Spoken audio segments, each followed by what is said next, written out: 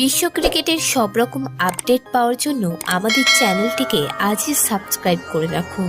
আবারও ক্রিকেটে ফিরলেন রোহিত শর্মা ও বিরাট কোহলি। শ্রীলঙ্কার বিরুদ্ধে একদিনের সিরিজ খেলতে দুজনেই পৌঁছে গেলেন এদিন কলম্বোয়।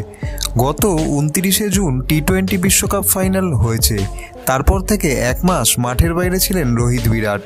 তাই শ্রীলঙ্কার বিরুদ্ধে একদিনের সিরিজ শুরু হওয়ার কয়েকদিন আগেই তারা পৌঁছে গেলেন কলম্বোতে। এই মুহূর্তে তাদের অনুশীলন করাবেন কোচ গৌতম গম্ভীর।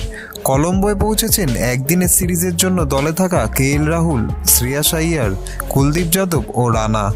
মঙ্গলবার ভারত শ্রীলঙ্কা টি-20 সিরিজের শেষ ম্যাচ। এদিন থেকেই একদিনের দলের ক্রিকেটারদের নিয়ে অনুশীলন শুরুর পরিকল্পনা চলছে। প্রথম 2 ম্যাচ জিতে সিরিজ জয় নিশ্চিত হয়ে গেছে সূর্যকুমার যাদবের দলের। 2 আগস্ট থেকে শুরু হবে 3 ম্যাচের একদিনের সিরিজ। ভিডিওটি ভালো লেগে থাকলে বাংলার ক্রিকেট চ্যানেলটিকে অবশ্যই সাবস্ক্রাইব করে দিন।